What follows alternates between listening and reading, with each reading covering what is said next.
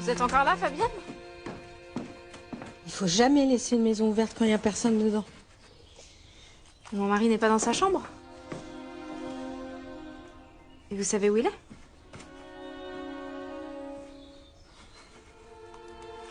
Il est où? Ah, il se promène dans le parc depuis longtemps? La grosse aiguille, elle était là.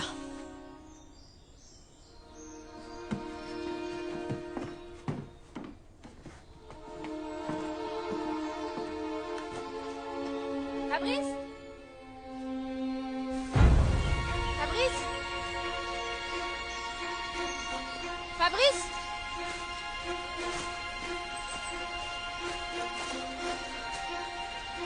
Vous? Qu'est-ce qui se passe?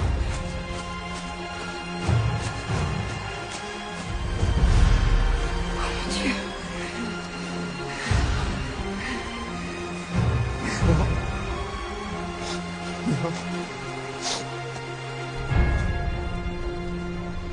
Je vous remercie d'avance, monsieur le bâtonnier, de rappeler à Maître Varlet que la cordialité et la confraternité font partie intégrante de la déontologie de l'avocat. Pourriez-vous m'exposer précisément vos griefs? Tout à fait. J'étais allé à l'audience Chenaille pour y entendre Maître Varlet plaider. Et à l'issue de sa plaidoirie, qui fut brillante, je suis allé le trouver pour lui exprimer l'admiration que j'avais pour lui. C'est là qu'il m'a répondu qu'il était simple de gagner quand l'avocate des parties adverses, je cite, était une idiote. Ah non, pas une idiote, une conne. Je lui ai alors précisé que l'avocate en question était ma femme. Il a répondu qu'il était parfaitement au courant. Ce qui caractérise l'injure publique. C'est vrai? Je savais que cette conne était votre femme, mais pas qu'elle était publique. L'injure, bien sûr. Bon, mais enfin, écoutez, si j'ai blessé l'amour-propre de mon confrère, eh bien, je suis prêt à lui offrir une réparation à hauteur de son préjudice. Voilà, puis n'en parlons plus. Vous avez la monnaie de 10 €? Hein? C'est pas grave. Gardez tout, mon garçon. Bon, ça suffit. Ma tentative de conciliation est terminée. Je vais réfléchir à une sanction adaptée. Merci, monsieur le bâtonnier. Bon, bah, tu m'envoies ton admonestation écrite à mon cabinet, comme d'habitude, hein? Parce que, sauf erreur de ma part, c'est la seule sanction adaptée que tu puisses prendre. Sauf, bien sûr, à saisir le Conseil de l'Ordre. Et ça, je crois qu'ils ont autre chose à foutre. Procureur, policier et maintenant confrère. Tu te rends compte de l'image que tu donnes de notre profession? Ah, c'est une admonestation orale, c'est ça? Bah, j'espère qu'elle est courte, parce que là, je suis un peu pressé, quand même. Tu es même déjà en retard. Monsieur Philippe Moreau t'attend au commissariat. Moreau? C'est qui, ça, Moreau? Ton nouveau client. Et voici ta désignation comme commis d'office. Commis d'office? Attends, dis donc, c'est une sanction déguisée, ça? T'es en plein abus de pouvoir. Oh, plains-toi au Conseil de l'Ordre. Mais je crois qu'il a autre chose à foutre.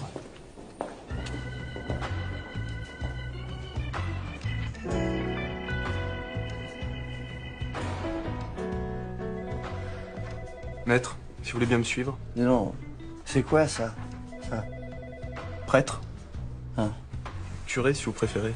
Ah, d'accord. Vous avez un problème avec les curés? Non, non, aucun, je les adore. Presque autant que les flics, c'est peu dire. T'as vas-y, où?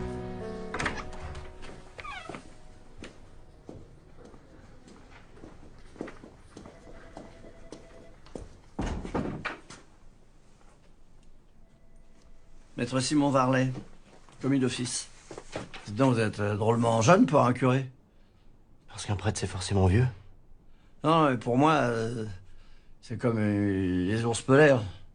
Une espèce en voie de disparition. Sauf que les ours polaires, ça emmerde personne en général. Alors, qu'est-ce qu'on vous reproche? Parce que tout ce que j'ai là, c'est que vous avez découvert un noyé, Fabrice Lacour, notaire. Ce matin, oui. Je l'ai trouvé dans la rivière. Celle qui passe derrière sa propriété. Je l'ai tiré de l'eau. J'ai essayé de le ranimer, mais j'y suis pas arrivé. Si c'est tout ce qu'on vous reproche, je vois pas pourquoi vous avez pris un avocat. Ce sont les policiers qui m'ont conseillé de le faire. Ah oui, alors bon. Alors, soit ils ont fait ça juste pour m'emmerder, soit vous me cachez un petit détail. Parlez-moi de la victime. Monsieur Lacour traversait une période très difficile. Il était atteint d'une maladie grave et... cette épreuve l'avait aidé à retrouver la foi. Ah oui, sûr. Quand on est désespéré, on se raccroche à n'importe quoi. Hein. En somme, vous étiez devenu son guide spirituel. Un truc comme ça, quoi. Oui, un truc comme ça, oui. Et vous aviez un contentieux avec la victime? Non, je n'ai de contentieux avec personne. Non, mais je vous demande pas de me dire la messe. Joue droite, joue gauche, pardon des offenses et les en paix. Non, non, mais dans la réalité, ça marche pas comme ça. Alors? Je vous le répète, je n'ai de contentieux avec personne.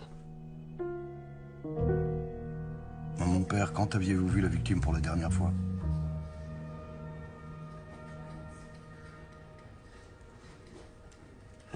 La veille. Il avait souhaité ma présence au moment de recevoir le résultat de ses examens médicaux. Il allait si mal que ça? Il pensait être condamné à très brève échéance. Voilà. Monsieur Lacour, son épouse et moi-même avons attendu le docteur Berthier. Il devait lui annoncer les résultats des analyses.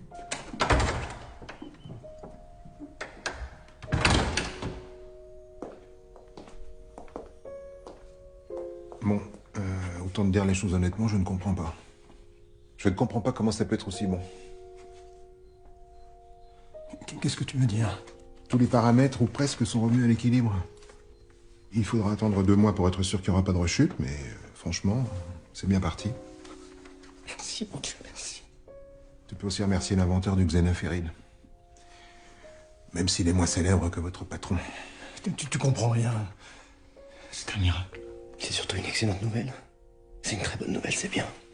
C'est plus que ça. Beaucoup plus. Et d'après vous, il est tombé tout seul dans la rivière sans être capable de regagner la berge? Écoutez, je l'ai retrouvé flottant dans l'eau. Qu'est-ce que vous voulez que je vous dise de plus? Rien. Vous ne direz rien d'autre. Tant que vous n'aurez pas été informé de ce qui vous est précisément reproché et ce qui motive votre garde à vue.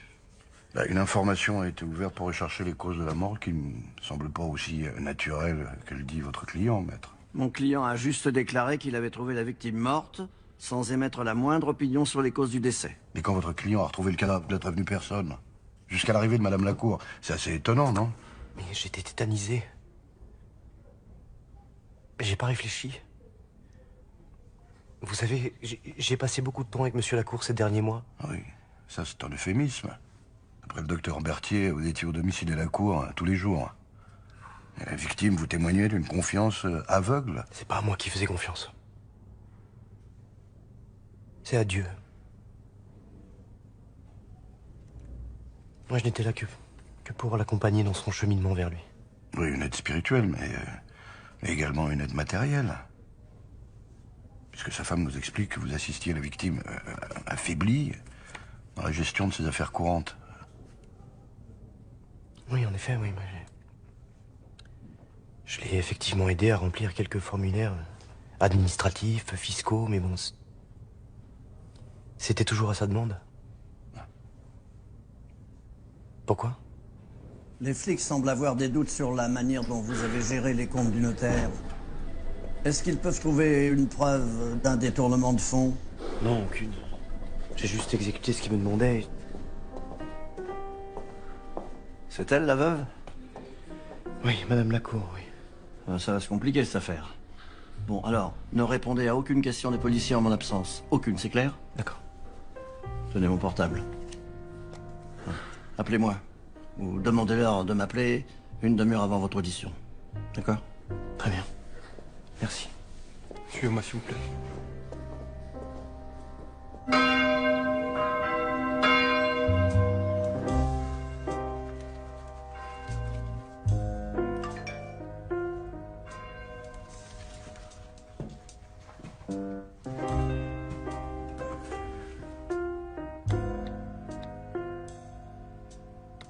Oui, bonjour, maître Philippe Moreau.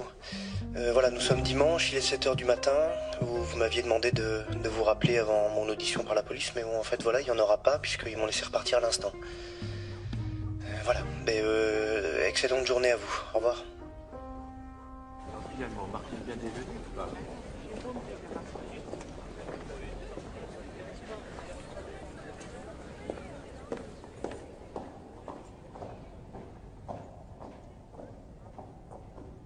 On se signe en rentrant dans une église. Ah, c'est une église? C'est pour ça qu'il y a des croix partout.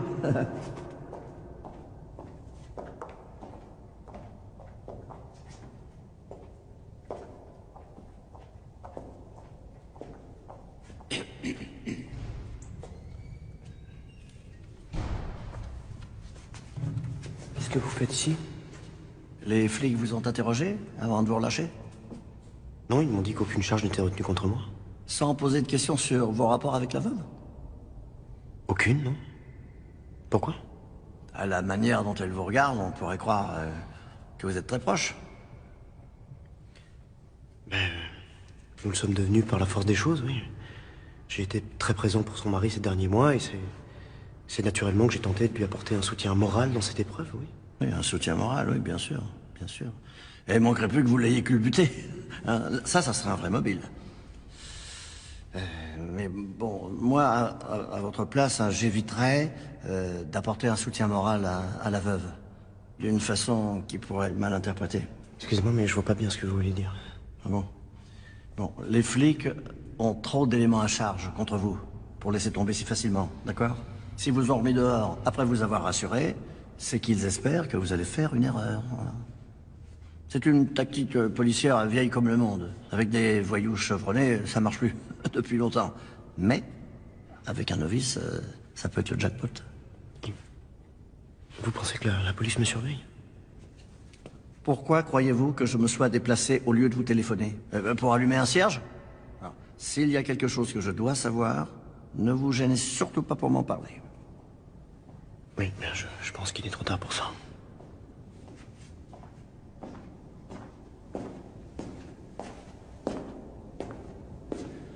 J'ignorais que vous alliez à la messe, maître. Oh non, mais je priais pour le salut de votre âme, capitaine. Attention. Ouais. Mon père, je vais vous demander de nous accompagner. Je voudrais vous poser quelques questions avant de vous présenter au juge d'instruction. À peine sorti de votre garde à vue, vous foncez chez Madame Lacour. Vous la retrouvez dans la propriété de son mari. Quel était l'objet de cette discussion?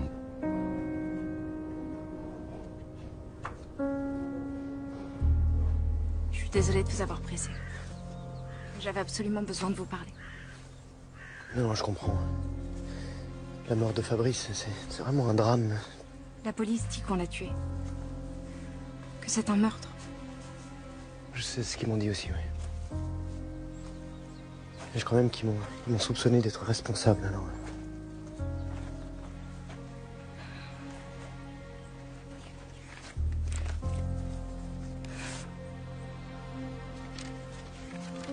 Tu peux crever tranquille. Le curé s'occupe déjà de ta veuve. Je l'ai trouvé sur le bureau de Fabrice, quand je suis allée appeler les pompiers. Il l'a reçu hier matin, juste avant que vous arriviez, alors je... Alors vous quoi? Attendez, vous pensez que je l'ai tué, c'est ça? S'il était fou de rage, qu'il s'est jeté sur vous... Attendez. Quand je l'ai trouvé, il était déjà mort. Juste après son départ, la police est arrivée. Au moment où vous alliez détruire cette lettre anonyme qui indique que vous entreteniez une relation amoureuse avec le suspect. Non. C'est compliqué. Écoutez... Nous avions une attirance, oui, peut-être. Mais... Comme il nous était impossible d'y céder... Nous avons résisté. Vous avez une drôle de façon de résister, non? C'est un moment particulier. Fabrice venait de recevoir ses résultats qui disaient qu'il allait s'en tirer. Le père Moreau est parti sans que j'ai pu lui dire un mot. C'était juste un moment de détente et de complicité. Après des mois d'épreuves traversées ensemble. Il faisait rien de mal. Alors pourquoi avoir caché cette lettre à la police, Madame Lacour? Parce que j'étais sûre que vous accuseriez le père Moreau alors qu'il a rien fait. Sinon, il me l'aurait avoué. C'est un homme honnête. Honnête et droit. Qu'est-ce que ça aurait été si vous n'aviez pas été honnête? Je sais que les apparences sont contre moi, mais... Je vous assure qu'à cette exception près, notre relation a toujours été platonique. Personne ne pourra prouver le contraire? Non, je crois pas. Parfait. Alors c'est plaidable. Voilà ce que vous allez faire. Quand vous êtes arrivé chez la victime, elle vous a agressé. Vous l'avez repoussé avec d'autant plus de rage que vous avez fait de gros efforts pour résister aux avances de sa femme. Attendez, vous voulez que je dise que je l'ai poussé, c'est ça? Sans intention de le tuer. 5 ans, dont la moitié avec sursis. Non mais sauf que c'est pas vrai, j'y suis pour rien. D'accord. Mais avec une ligne de défense comme ça, même moi, j'aurais du mal à vous éviter 10 ans de placard. Alors avec un confrère moins doué, vous allez prendre un max. Un confrère? Pourquoi vous me laissez tomber? Ma mission s'arrête à la fin de la garde à vue, d'accord? La phase d'instruction, le procès, c'est pas le même boulot. Ni le même tarif. Et vu la fierté avec laquelle vous en parlez, j'imagine que vos honoraires sont très élevés. Trop élevés pour vous. Et je le regrette. Parce qu'un curé inculpé pour une affaire de mœurs, c'est fréquent. Mais avec une femme, et majeure, c'est original. Votre humour, ça a déjà fait sourire quelqu'un? Oui. Ah oui, mes amis l'adorent. Ah, ça m'étonne. Non, je vous assure. Non, je veux dire, ça m'étonne que vous ayez des amis. Ça passe déjà aux assises? Bah les gens, ils ont pas perdu de temps à l'instruction, hein. Pourquoi tu montres ça? Parce que le curé n'a pas encore choisi d'avocat, je vais être obligé de lui en désigner un d'office. Ah non, hein. Tu vas pas me refaire le coup de fois? Non, je te disais juste ça au cas où tu es dire mort de l'avoir laissé tomber. Bon, le seul regret que j'ai, c'est d'avoir perdu 2 jours avec ce con. Tu vois? Oh, attends, excuse-moi. Oui? Oui? Un chèque de qui? Eh bien, des amis se sont cotisés pour me payer les services du meilleur avocat de la ville, et curieusement, il paraît que c'est vous. Oui. En gros, vous avez fait la quête, hein? Vos fidèles auraient dû se réveiller plus tôt. Parce que préparer un procès en 1 semaine, c'est pas simple. Surtout avec la gueule de votre dossier. Croyez-moi, si ça avait été simple, je crois que je me serais passé du plaisir de vous revoir. Et j'ai aucune vocation de martyr. Oui. Et en plus, vous voulez plaider non coupable, c'est ça? Alors là, il va falloir m'aider un peu. Parlez-moi de la victime pour commencer. Eh bien, je suis désolé, mais j'ai peur de ne pas pouvoir vous être d'un secours quelconque. Attendez, vous passiez tous les jours chez lui pour l'aider à se préparer pour le grand voyage. Alors, s'il a fait des trucs pas jolis, il vous les a forcément racontés, non? Dans le cadre de la confession, qui est protégée par le secret du même nom, j'ai pas le droit de le trahir. Mais il s'en fout, il est mort. Mais ça ne me délie pas de mon serment. Mais les avocats aussi, ils prêtent serment, et je sais ce que ça vaut, hein. Écoutez, c'est pas parce que vous avez renoncé à vos engagements que je vais forcément renier les miens. D'accord. Eh ben, merci pour votre aide. Et rendez-vous à l'audience. Gardien!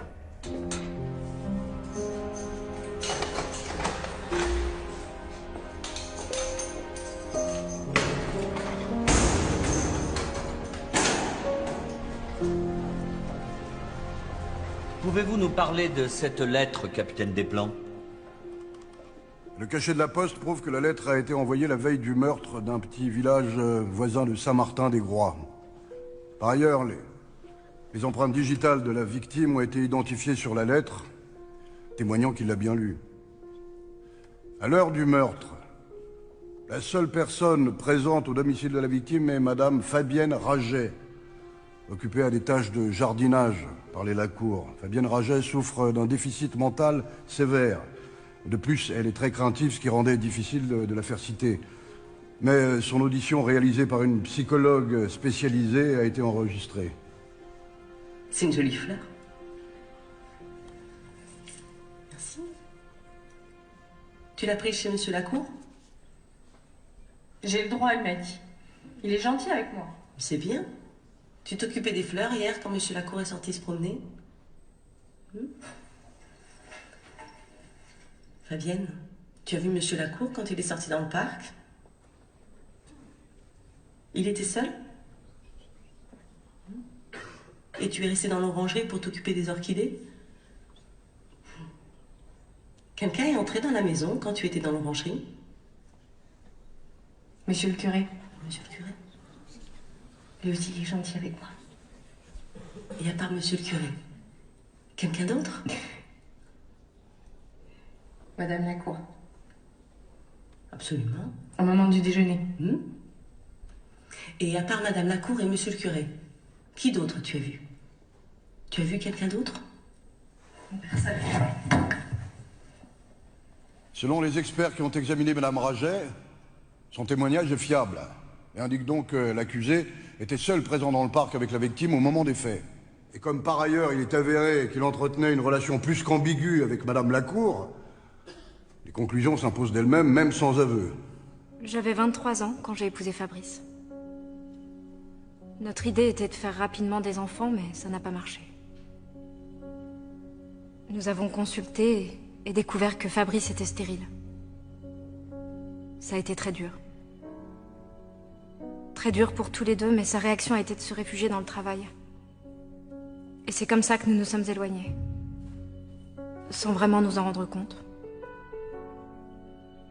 Le soir, nous nous parlions à peine et nous nous touchions encore moins.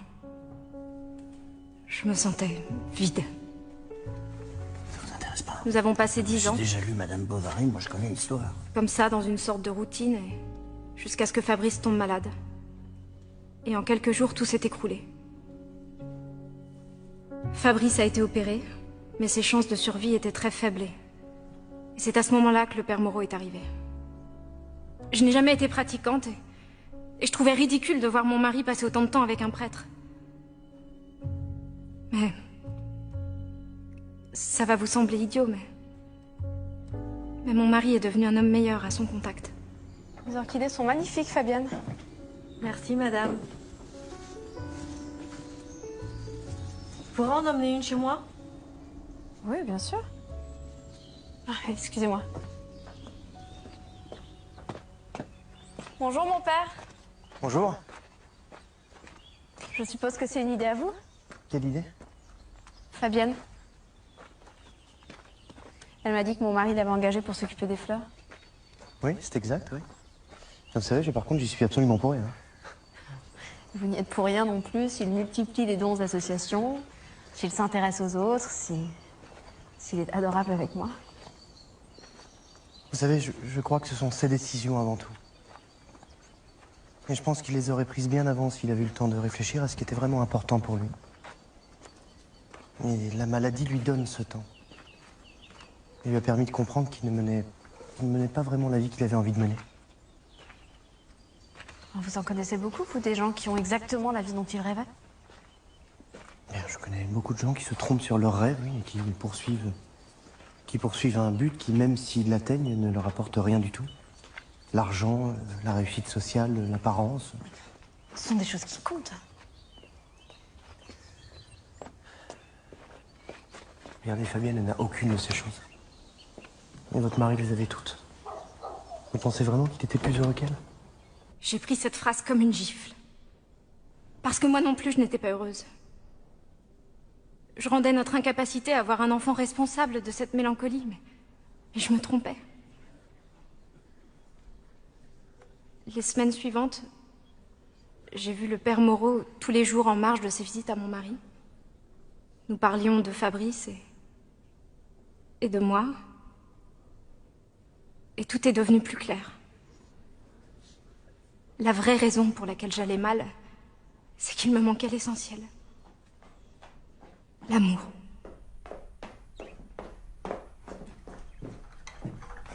Ah, ouais, je suis désolé, je vais pas avoir le temps de prendre le thé. Même pas 10 minutes? Non. J'ignorais qu'un prêtre avait des urgences. Bien, vous savez, je suis quand même chargé de 12 clochers, alors... Comment vous arrivez à faire face à autant de douleurs que vous tentez d'apaiser? Et vous savez, c'est pas tant leur nombre, le problème, c'est plutôt le sentiment que j'ai parfois de ne pas pouvoir aller au bout des choses. Qu'est-ce qui vous en empêche? Eh bien, d'être prêtre, et que mon engagement que j'ai pris auprès de Dieu m'empêche d'en prendre d'autres. Il m'oblige à ne pas sortir de mon rôle de confident et de conseil. Parce que vous aimeriez en remplir un autre?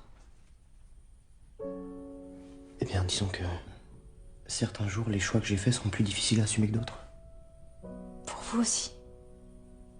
Vous n'êtes pas dans les ordres? Mais je me suis mariée. Et c'est aussi un choix qui n'est pas toujours facile à assumer. Surtout quand on a des sentiments pour quelqu'un d'autre. Attendez, si j'ai fait naître ce sentiment, je m'en excuse, je suis désolé. Mais c'est à vous que je vais demander de le combattre. Parce qu'il ne pourra absolument rien nous apporter de bon, rien du tout. Mais parce que vous êtes prêtre. Parce que vous n'éprouvez rien pour moi. Non, parce que votre mari a besoin de vous. Et de moi aussi.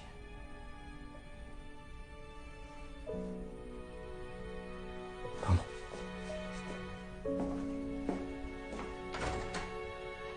Je crois que je n'ai jamais été aussi heureuse qu'à ce moment-là. Ce moment où j'ai compris qu'il éprouvait la même chose que moi. Nous n'en avons jamais reparlé par la suite. Mais nos regards parlaient pour nous. Et puis, Fabrice a reçu ses résultats. C'est horrible à dire,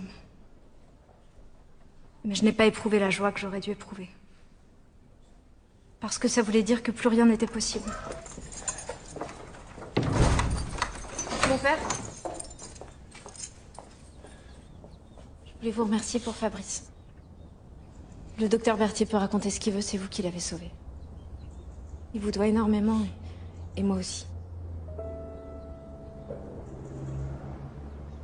Vous continuerez à venir à la maison, n'est-ce pas? Oui, bien sûr. En prêtre. Et en ami aussi. Je suis pas sûre d'arriver à vous voir uniquement comme un ami.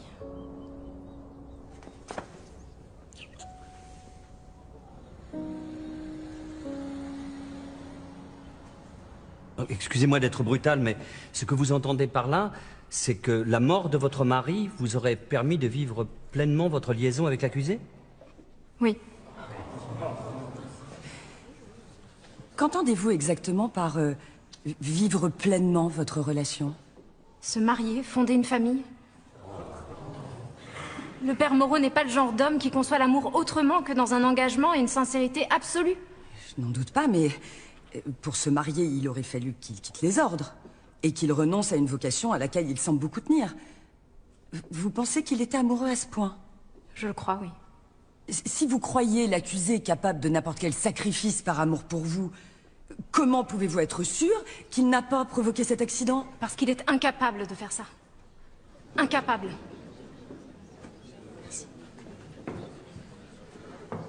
Vous nous avez dit qu'après les bons résultats médicaux de votre mari, vous saviez que plus rien ne serait possible entre vous et mon client, n'est-ce pas?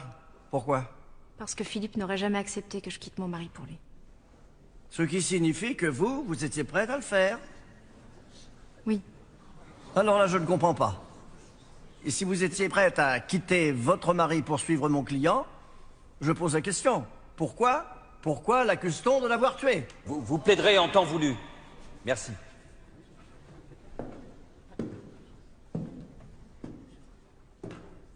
Quand mon client vous a-t-il dit qu'il vous aimait pour la première fois? Je vous ai raconté la scène? Non, non, non, non, non, non, non. Vous nous avez raconté une scène où vous lui avez avoué vos sentiments et où il vous a demandé de les combattre. Nuance. Il ne pouvait pas en dire plus vu la situation. Attendez.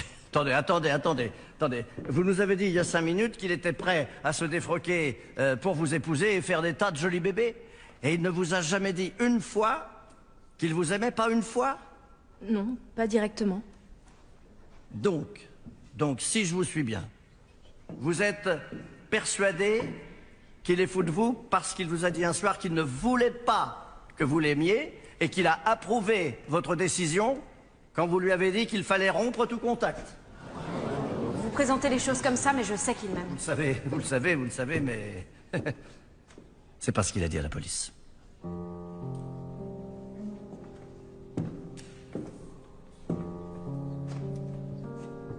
Si l'accusé veut bien s'exprimer sur ce point.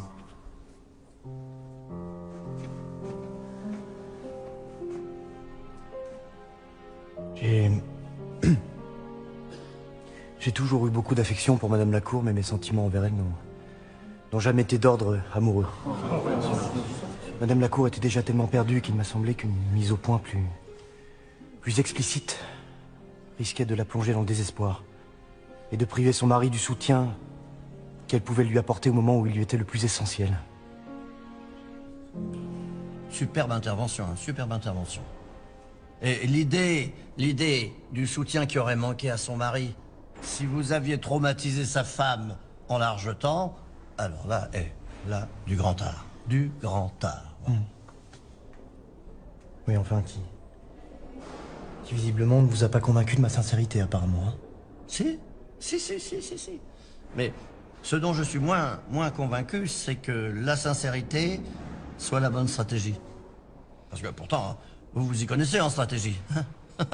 La manière dont vous avez fait tourner la tête à cette pauvre Madame Lacour, c'est fort. C'est très fort. Oui, sauf que c'était absolument pas mon but. C'était pas mon but de faire ça. Alors, c'est que vous êtes sacrément maladroit. Et tellement maladroit qu'il faudrait trouver d'autres justifications quand on vous interrogera là-dessus. Je vois pas comment je me justifierais, ni pourquoi on me demanderait de le faire. Pourquoi est-ce que j'aurais tenté de rendre accro une femme que je n'aimais pas? Pourquoi j'aurais fait ça? Voyons. Qu'est-ce qui pourrait pousser un type payé la moitié du SMIC à séduire la future veuve d'un notaire qui va lui léguer 2 à 3 millions? L'argent, évidemment. Vous pouviez pas penser à autre chose. C'est tout ce que vous avez trouvé comme réponse? Ben, vous devriez trouver autre chose. Parce que je serais étonné d'être le seul à y penser avant la fin du procès. Je m'appelle Dominique Évrard, j'ai 42 ans. Je suis exploitant agricole et accessoirement maire de Saint-Martin-des-Groix. Mais enfin, c'est pas en cette qualité que je témoigne ici, hein, mais en celle d'ami. Un ami de toujours. Parce que mon père était très lié avec le père de Fabrice Lacour, hein, qui tenait l'étude notariale, qui lui a légué. Et bref, nous avons prolongé cette amitié depuis la nourrice. À l'école, il aurait pu la ramener parce que ses parents avaient la plus belle maison du village et lui avait toujours les plus beaux jouets. Mais tout ce qu'il lui donnait, il le partageait avec nous. On était tellement unis qu'on s'appelait les mousquetaires. Moi, c'était Porthos, à cause du ventre. Dominique, c'était Athos. Et Fabrice avait choisi Aramis, parce qu'il était déjà un peu religieux. Et puis Claude, le docteur Berthier, c'était D'Artagnan. De nous quatre, Fabrice était sans doute le plus sage, le plus intelligent. Bref, le meilleur. Quand il est tombé malade, il a réagi avec un courage extraordinaire. Mais il avait perdu 20 kilos, les douleurs l'empêchaient de dormir. Et comme les premiers résultats post-opératoires étaient inquiétants, son moral s'est effondré. Et il est rentré dans une profonde dépression. C'est à ce moment que l'accusé a commencé à s'incruster chez lui. Bonjour Laure. Ça va? Ouais. Fabrice est là-bas? Dans le salon.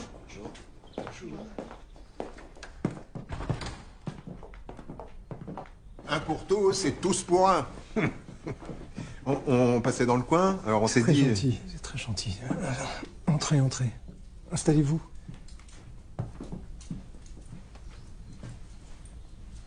Docteur Berthier, monsieur. Monsieur le curé, j'ai l'impression que vous passez plus de temps ici que dans votre église. Vous avez peut-être cette impression parce que vous ne venez jamais à l'église, c'est pour ça. Dis-moi, Claude, tu ne vas pas reprocher au père Moreau de prendre sur son temps précieux pour s'occuper de moi? Mais non, je dis seulement que le repos est utile à la guérison. Encore faut-il le mériter. Ou bien être prêt à affronter le jugement de Dieu quand il a décidé de vous rappeler vers lui. Père Moreau, mes amis, préparez. Et dis-moi, la préparation va prendre longtemps? Non, parce que ça nous aurait fait plaisir de te parler un petit peu. Écoutez, c'est à vous de décider de vos priorités. Si vous voulez. Super, vous restez là. En quelques semaines, Fabrice avait totalement changé. Il avait toujours été croyant, mais là, il parlait comme un bigot. Il s'en remettait à son gourou pour tout. Oui, je dis gourou parce que je vois pas d'autre mot pour qualifier un homme qui abuse de la faiblesse d'un autre pour prendre le contrôle de sa vie. Quand vous avez appris la mort de votre ami, c'est vous qui avez appelé le SAMU pour leur demander de vérifier si le décès n'avait rien de suspect. C'est exact? Ben oui. J'ai fait le lien avec ma dernière visite à Fabrice, 3 heures plus tôt. J'étais passé avant ma tournée. J'espérais le retrouver souriant, après les bonnes nouvelles de la veille. Ah! Alors, le miraculé, comment ça va ce matin? Oui, ça va, ça va. Dis donc, c'est quoi ce ton? Hier, tu faisais des bons partout, et là... Tu avais peut-être raison. Bah, j'ai toujours raison, mais je sais pas de quoi tu parles. Du père Moreau. Ah, ça c'est le signe que tu es vraiment guéri. Si tu laisses tomber les bondieuseries... Mais je te parle pas de Dieu. Je te parle du père Moreau. J'espère me tromper, mais... il a sans doute abusé de mon état et de ma confiance. Ah bon? Bah, raconte. Non, pas avant de lui donner une chance de se défendre. J'espère pour lui que ses explications seront convaincantes. Il n'a rien voulu me dire de plus. Mais j'ai immédiatement fait le rapprochement quand j'ai appris son décès. Soi-disant accidentel. Vous avez bien parlé d'abus de faiblesse en désignant le comportement de l'accusé. Oui, absolument. Il a isolé Fabrice de ses amis pour mieux le contrôler. Pour le placer dans une situation de dépendance. Mais pourquoi aurait-il fait cela? Si son but était de séduire son épouse? Non, je pense qu'au début, son idée, c'était de se servir de l'emprise qu'il exerçait sur lui pour piocher dans ses comptes. Mais quand il a réalisé qu'il pouvait séduire sa femme, il a changé de plan. Il a décidé d'attendre la mort de Fabrice pour épouser sa veuve et empocher l'héritage. C'est typique du comportement manipulateur d'une personnalité perverse.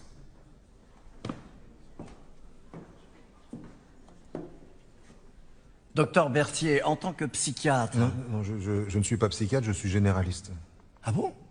Ah, vous avez pourtant diagnostiqué chez mon client une personnalité perverse. Même sans être spécialisé, un médecin doit posséder un minimum de sens de la psychologie. Oui. Votre jugement est donc rationnel. Et par conséquent, ça n'est pas uniquement par jalousie que vous accablez mon client. Attendez, de quelle jalousie parlez-vous? Eh bien, vous étiez d'Artagnan. Vous étiez d'Artagnan. Dans votre petit groupe de copains d'enfance. Le plus fort, le plus fougueux. Enfin bref, le leader, n'est-ce pas? La victime, elle, était plus timorée. Et j'imagine donc que vous aviez une certaine influence sur lui. Jusqu'à ce que votre ami préfère suivre les conseils d'un petit curton plutôt que les vôtres. Ça doit agacer, non? Enfin, moi, ça m'agacerait. Ça n'a rien à voir avec mon ego. Je n'ai jamais usé de mon influence sur Fabrice pour le contrôler, mais pour le protéger. Ah oui? Bah, si c'était le cas, vous auriez dû le prévenir que sa femme était sous le charme de mon client. Enfin, c'est ce que j'aurais fait si je l'avais su, mais je l'ignorais totalement. Attendez, attendez. Vous passez régulièrement chez lui et vous n'avez rien vu. Il n'a rien vu. Alors il est où ce minimum de sens de la psychologie requis pour être tout bim? Parce que voilà, alors là, je comprends plus. Vous pouvez faire votre numéro, là, mais il n'empêche que n'importe qui, d'un peu lucide, aurait immédiatement vu comme moi que votre client est un manipulateur. N'importe qui? N'importe qui? Sauf les experts qui ont examiné mon client, de vrais psychiatres, et conclu à l'absence de tout caractère pervers. Alors, je vous pose la question, comment expliquez-vous ça? Mais il les a manipulés aussi. Oh là là, manipulés, vous avez entendu, Monsieur le Président. Puis-je vous conseiller de ne pas regarder mon client dans les yeux, afin d'éviter de succomber à ses pouvoirs de contrôle mental, visiblement hors du commun, mais ça... Maître... Ah oui, mais... Non, s'il vous plaît. Vous nous avez dit que mon client avait une emprise totale sur votre ami, n'est-ce pas? Si c'est le cas, on peut en déduire qu'il n'aurait eu aucun mal à convaincre Monsieur Lacour que ses relations avec sa femme n'avaient rien de répréhensible. Mais non. Non. Fabrice était d'une jalousie maladive, l'accusé aurait pu raconter ce qu'il voulait, ça n'aurait rien changé. L'emprise, c'est quand ça vous arrange. C'est la vérité, et il le sait très bien, lui.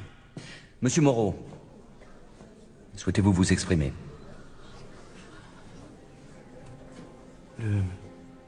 Le docteur Berthier a raison. Monsieur Lacour était excessivement jaloux, et même si je n'avais rien à me reprocher, je suis persuadé qu'il aurait refusé de m'écouter. Ça vous amuse? Si vous avez envie de passer votre vie en tôle, c'est votre problème. Mais alors là, c'est moi qui passe pour un con. Je suis désolé, je n'ai pas le droit de mentir à la justice. Mais si vous avez le droit, vous êtes accusé, vous avez le droit. J'ai le droit de mentir à mes amis aussi, de me réjouir de leur malheur, hein, d'être sans pitié. Amen, amen. Je suis pas payé pour écouter vos sermons, d'accord? Mais pour que vous sortiez libre. Même si je trouve que c'est pas une bonne idée. Parce que franchement, vous êtes bien atteint quand même. Hein. Je vous ai pas engagé pour me faire acquitter. Ce que j'attends de vous, c'est que la vérité éclate. La vérité? Mais tout le monde s'en fout de la vérité. Oui, eh bien c'est peut-être pour ça justement que vous n'arrivez à rien. C'est pour ça.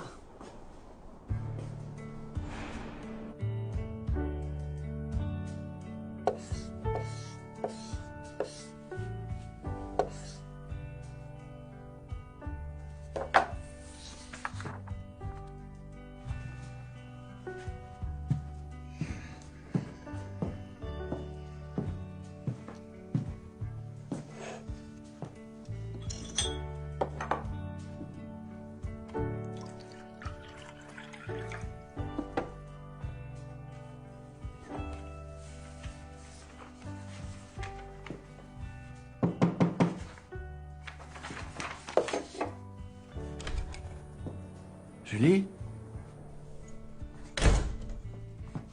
Maître?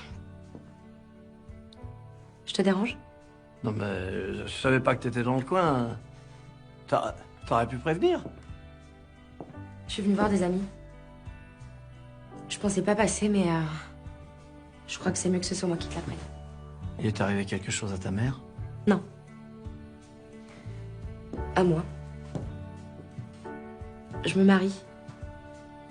Oh. Et je le connais? Comment tu le connaîtrais? Je sais pas. Ça pourrait être un copain à toi de CM2. Parce que tu connaissais mes copains de CM2. Oh, pas tous, mais... T'es sûr de ton coup? Je veux dire, t'es encore jeune. Tu l'étais pas quand t'as épousé maman. Donc l'âge n'a rien à voir avec la réussite d'un mariage. Et c'est prévu pour quand, ce grand événement? Juin. Ah bah... Mais moi, j'ai rien de prévu. Alors, si tu veux... Non. Si tu veux... Non, je veux pas. On se parle plus depuis des années, alors on va pas jouer à la famille unie juste pour l'occasion. Je suis juste venue te le dire avant que tu la prennes par la bande, voilà. C'est gentil. Je suppose que t'as pas besoin de cadeaux non plus. Bah, tu peux peut-être m'envoyer une photo de toi dans ta belle robe blanche? Bien sûr. Puis comme ça, tu pourras la mettre à côté de toutes celles que t'as déjà de moi. Elles sont où d'ailleurs? Alors là, elles sont où d'ailleurs? Oui, elles sont où d'ailleurs? Je dois y aller. Julie? J'ai horreur des chrysanthèmes. Je te dis ça au cas où on se reverrait pas avant mon enterrement.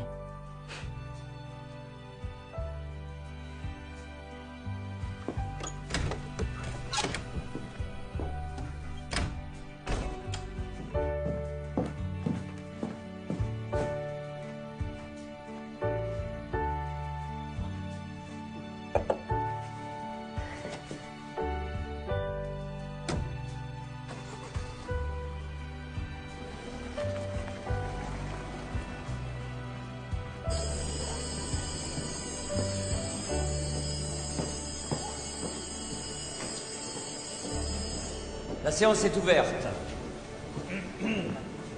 C'est en retard, ça va? Oui, j'ai travaillé pour vous. J'ai obtenu l'audition d'un témoin que le ministère public avait oublié de citer. Qui ça? Une jolie fille, pour faire la moyenne avec la présidente de votre fan club.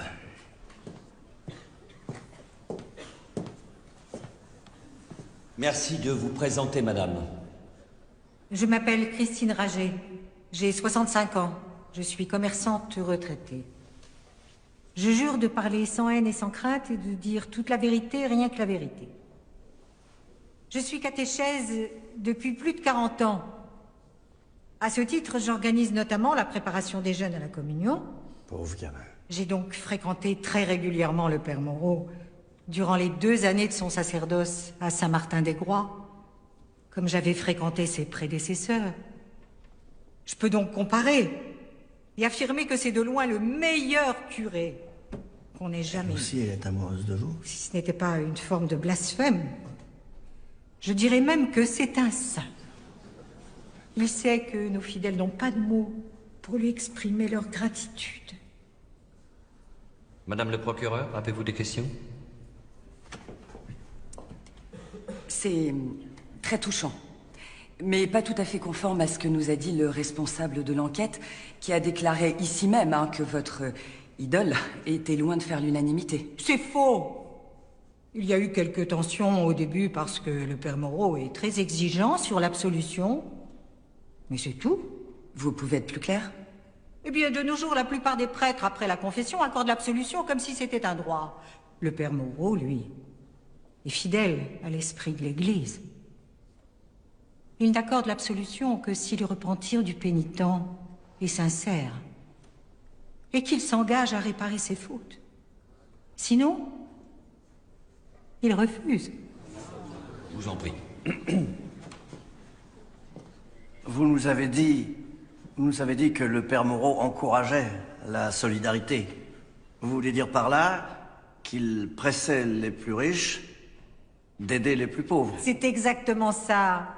Et il savait trouver les mots pour dire à ceux qui ont beaucoup d'argent que la meilleure manière de le dépenser, c'était de le donner. Est-ce que vous l'avez senti parfois jaloux jaloux de ceux qui avaient beaucoup d'argent? Oh non, non. Il les plaignait. Ah, d'accord. Parce que pour lui, plus on a d'argent, et plus on est seul. D'ailleurs, le père Moreau voulait rien avoir à lui. Ah bon? Tous les beaux meubles qu'il y avait dans le presbytère avant son arrivée, il les a donnés. Même la télé, il ne l'a pas gardée. Bon. Eh bien, merci pour ce témoignage très édifiant en ce qui concerne la fascination qu'exerce l'argent sur mon client. Merci, merci madame. Merci madame Raget. Je l'adore, la vieille. Maintenant, reste plus qu'à enchaîner, en espérant que je me plante pas. La défense m'a demandé de procéder à l'audition d'un témoin non cité selon les formes prescrites. J'ai fait droit à cette demande. Entrez, s'il vous plaît.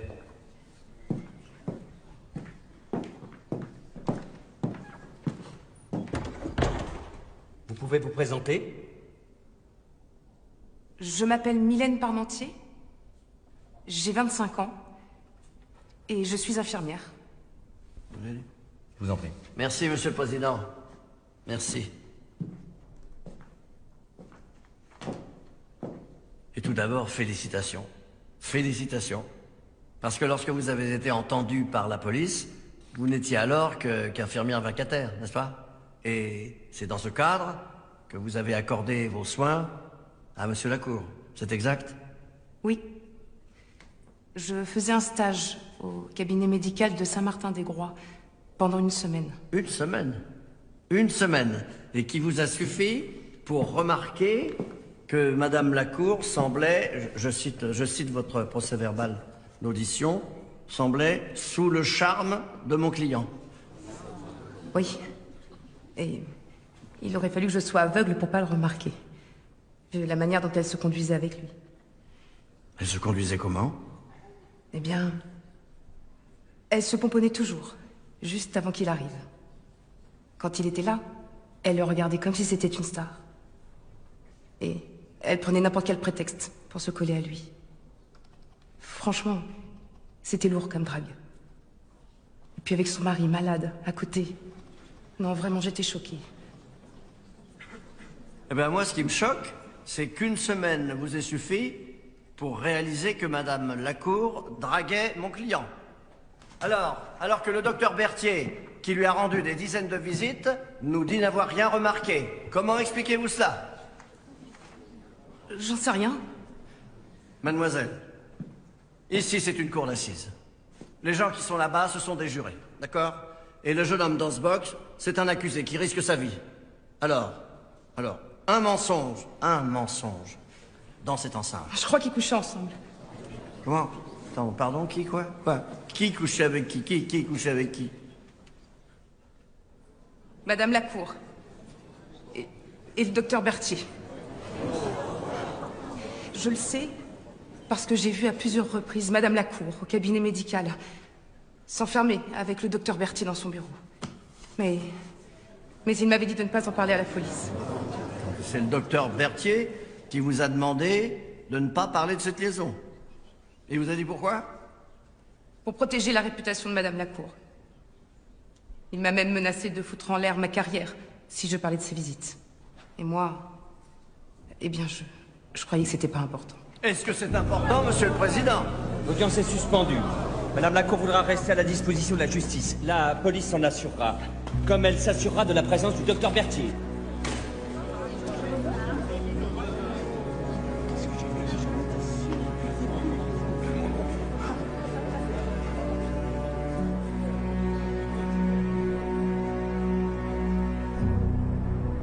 Bon. Eh ben, c'était plutôt une bonne journée, non? Il y a quelque chose que je comprends pas. Si Madame Lacour entretenait déjà une relation adultère avec le docteur Berthier, pourquoi est-ce qu'elle aurait cherché à me séduire? Ouais. C'est vous qui tentiez de la séduire. Et ça n'a pas du tout plu au docteur Berthier, pas du tout. Alors qu'est-ce qu'il fait? Eh ben, il trucide le notaire en s'arrangeant pour vous faire porter le chapeau. Donc le docteur Berthier aurait tué son meilleur ami uniquement pour me faire accuser, c'est ça? Pour vous éloigner de la veuve, hein, et profiter de l'héritage Lacour. Tout le monde n'a pas votre noble détachement pour les choses matérielles. Vous comprenez pas ça? Qu'on puisse trouver du plaisir dans le dénuement. Mais si, justement, j'ai été jeune, moi aussi. Bien sûr. Enfin, pas dans la même chapelle, mais enfin, l'idée était la même. Mais c'était quoi votre chapelle? La Révolution. La Révolution. Tous les jeunes avocats étaient à fond là-dedans. Et moi, j'ai même manifesté pour que nos honoraires ne dépassent pas le SMIC. Tu te rends compte? Et figure-toi que ma femme de l'époque, si tu veux, était encore plus enragée que moi. Sauf qu'un jour, elle en a eu marre de faire la lessive à la main et d'habiter dans une HLM. Alors, du coup, ben, elle s'est barrée. Et c'est une déception amoureuse qui vous a changé à ce point? Non, ça m'a juste aidé à ouvrir les yeux. Tu sais, les pauvres, ils sont aussi dégueulasses que les riches. Ouais. Mais ils payent moins. Alors quand t'as compris ça, qu'est-ce que tu fais? Bah, tu mets la sourdine sur la justice et tu profites de la vie. Et vous en profitez pleinement? Oui, bon, je pourrais me plaindre. J'ai obtenu tout ce qu'un homme peut vouloir. Une femme aimante, des enfants, tout ça? Oui, j'ai eu ça aussi. Vous avez eu ça? Oui, avec ma seconde femme, qui m'a donné une très jolie fille, qui va bientôt se marier d'ailleurs. On dirait que ça vous réjouit pas? Non, c'est pas ça, c'est qu'on a, si tu veux, on n'a pas beaucoup de contacts depuis que sa mère a obtenu le divorce. Vous savez ce que je crois, moi? Ce mariage-là, bien, c'est peut-être une bonne occasion de réparer. Oh, mais c'est une obsession chez toi. Crois-moi, il y a des choses qu'on répare pas. Le docteur Berthier n'a jamais été mon amant. Ce n'était qu'un ami pour moi. Un excellent ami, d'ailleurs. Un ami qui a fait pression sur une jeune infirmière pour qu'elle ne parle pas de vos visites au cabinet médical. Visites dont nous aimerions connaître la raison. Nous parlions de l'état de santé de mon mari et du père Moreau. Le docteur Berthier connaissait vos sentiments pour l'accusé? Il est entendu en ce moment même par la police, alors il serait préférable que vos deux versions concordent. Oui. Berthier était au courant. C'était même son idée. Que vous tombiez amoureuse du père Moreau? Que je fasse semblant de l'être. Ton mari est encore en train de pleurnicher dans les bras du curé. Oui. Il est là tous les jours. Fabrice est en pleine phase mystique. Mais j'ai l'impression que ça lui fait du bien. Ah oui, à lui peut-être, mais pas à ton héritage. Pourquoi? Et il l'entraîne dans un grand délire, pureté et pauvreté. Fabrice achète sa place au paradis à grands coups de chèque. Comment ça? Il a recruté la débile du village pour s'occuper des fleurs. Parce que c'est un bon geste. Et maintenant, il claque à tour de bras pour des bonnes œuvres. On peut pas le calmer. Ah ben j'ai essayé, seulement il est complètement sous l'emprise de l'autre illuminé qui lui explique que moins il a d'argent, plus il s'approche du repos éternel. À ce rythme-là, il est capable de léguer votre baraque aux petites sœurs des pauvres. Non, arrête. À mon avis, t'aurais intérêt à te le mettre dans la poche, voilà. Enfin, tu veux quand même pas que j'aille à l'église tous les jours pour l'attendrir? Non, tu serais pas très crédible. En revanche, en future veuve, éplorée mais sexy, t'es très bien. Quoi, tu veux que je séduise? Si tu tombais sous le charme du saint homme, et que ton mari le découvrait, jaloux comme il est, il fera pas long feu dans le coin, le confesseur.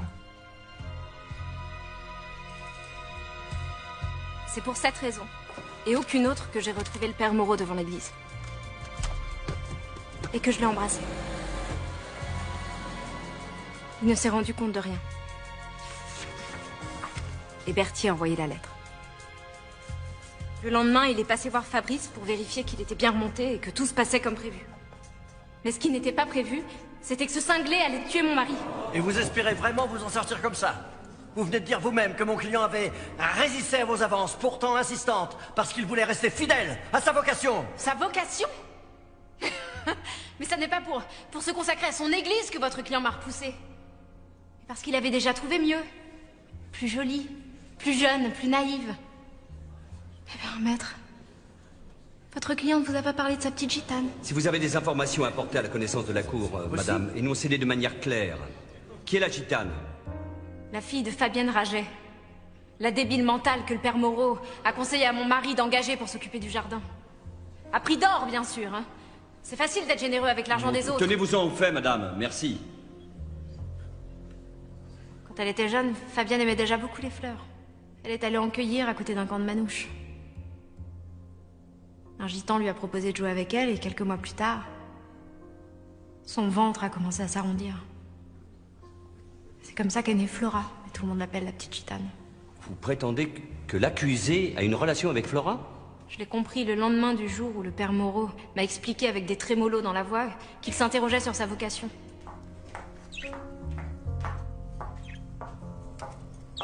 Bonjour madame. Bonjour Fabienne. Vous avez une très jolie robe. Merci madame. C'est le père Moreau qui me l'a donnée hier soir au dîner. Il a dîné chez vous? Hier. Mais faut pas le dire à ma tante, hein. Parce que c'est un secret. Mais vous habitez chez votre tante, donc elle est forcément au courant. Mais des fois, elle va à Bordeaux voir ses cousins. C'est là qu'il vient à la maison pour voir Flora. Elle aime bien quand il est là. Moi aussi. J'aime bien, je suis contente. Et c'est Flora qui l'a appelée hier pour lui dire qu'elle était partie.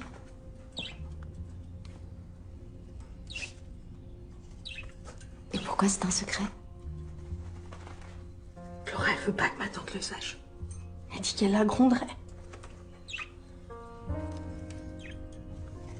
Vous lui direz rien, hein? Non, bien sûr que non.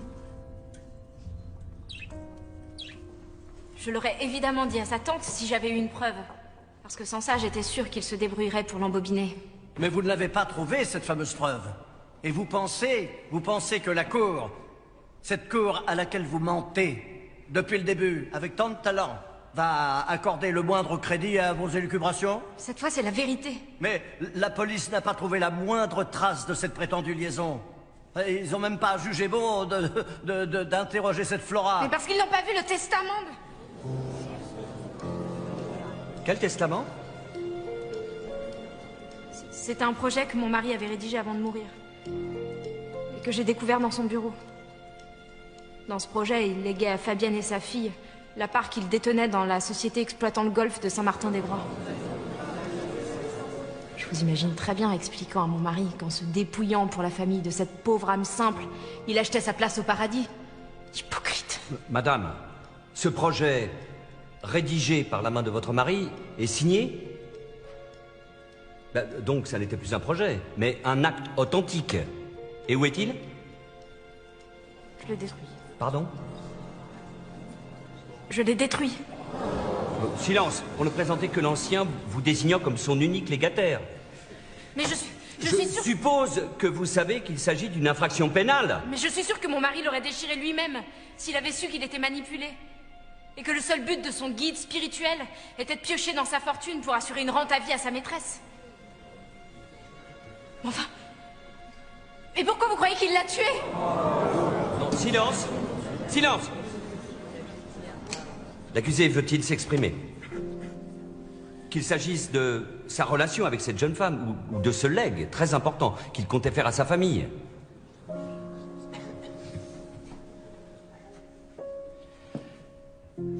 Je pense qu'il est insultant pour la mémoire de Monsieur Lacour de prétendre que je l'ai forcé à quoi que ce soit. Je l'ai pas forcé. Il a effectué ses dons librement et en pleine conscience. Pour le reste, je n'ai rien à dire. Vous vous doutez que la Cour ne saurait s'en tenir à cette réponse. La séance est suspendue. La Cour va se réunir pour prendre les décisions qui s'imposent.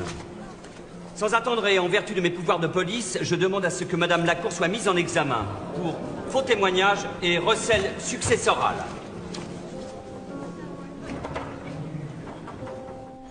Alors, c'est vrai ce qu'elle a dit? À propos de cette part dans la société qui gère le golf? Mais c'est bien, la vérité vous intéresse maintenant. Écoutez, on a 2 minutes. Est-ce que c'est pour la fille, là, la gitane, que vous avez envisagé de quitter les ordres? Non, je n'ai jamais envisagé de quitter les ordres. J'ai juste ressenti de manière très douloureuse de... Oh non, non, jouez pas sur les mots. Non, non, s'il vous plaît, jouez pas sur les mots, hein. C'est pour la fille? Oui. Et elle va le dire à la barre? Je sais pas, oui, je suppose. Mais quoi, vous avez l'air déçu. Pourquoi je serais déçu?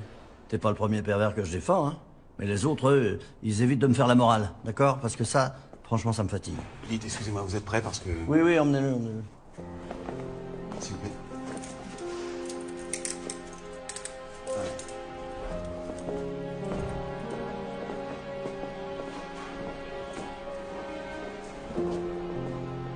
Je m'appelle Flora Rager. J'ai 19 ans et je suis élève en terminale. Mais je sais pas ce que je suis censée dire. Parlez-nous de la relation que vous entreteniez avec l'accusé. Je l'aime de tout mon cœur. C'est lui qui m'a sauvée. Sauvé de quoi?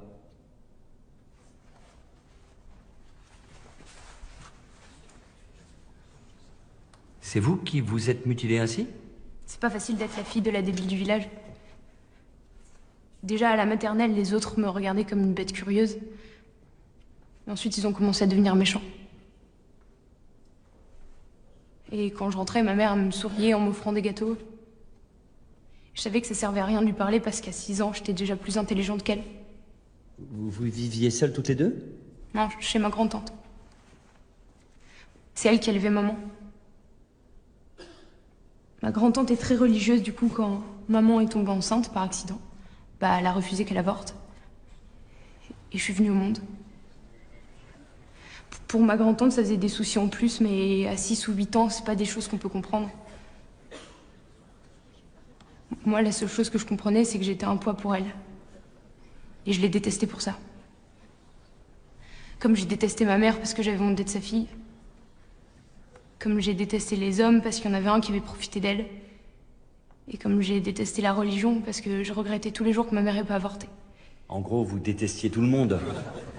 Mais revenons-en à vos rapports avec l'accusé. Quand l'avez-vous rencontré? Je l'ai rencontré il y a 2 ans. Ma grand-tante m'avait placée dans un internat en espérant que ça allait me redresser. Et je m'étais fait virer pour conduite inconvenante. Parce que j'avais couché avec un mec en clair. Est-ce qu'au moins tu te rends compte de ce que tu as fait à ton âge? Bon, ça va là. Et puis tu vas me faire le plaisir d'aller te débarbouiller. T'es maquillée comme une pute. Dans tes rêves. Bonjour. Arrête de jouer. Ah, bonjour mon père. Bonjour Christine. Vous devez être Flora? Bonjour. Ouais. J'essaie de lui faire comprendre ce qui arrive quand on a le diable au corps. Ma sœur était pareille. Elle vivait dans le péché et Dieu l'a punie. Pourquoi vous dites des âneries pareilles? Votre sœur est morte dans un accident de voiture. Alors qu'elle était sur le point d'accoucher et qu'elle était même pas mariée, Si ça, c'est pas vivre dans le péché... Attendez. Attendre un enfant d'un homme dont on partage la vie, c'est la plus belle et la plus sincère des preuves d'amour. Et vivre dans l'amour, c'est vivre avec Dieu. Dieu, il n'existe pas, ok? Ou alors c'est un grand malade. Demandez à Fabienne ce qu'elle en pense. Vous appelez toujours votre mère par son prénom? Non, des fois je l'appelle la débile comme tout le monde. Je suis désolée. Non, je suis certain que Flora est désolée aussi. C'est toujours très désolant d'être aussi bête et aussi méchant que tout le monde. Tiens, bonjour Fabienne. T'es là? On n'est pas samedi. Flora voulait vous faire la surprise. Elle voulait vous annoncer qu'elle avait reçu les félicitations du conseil de classe. C'est bien ça, je suis contente.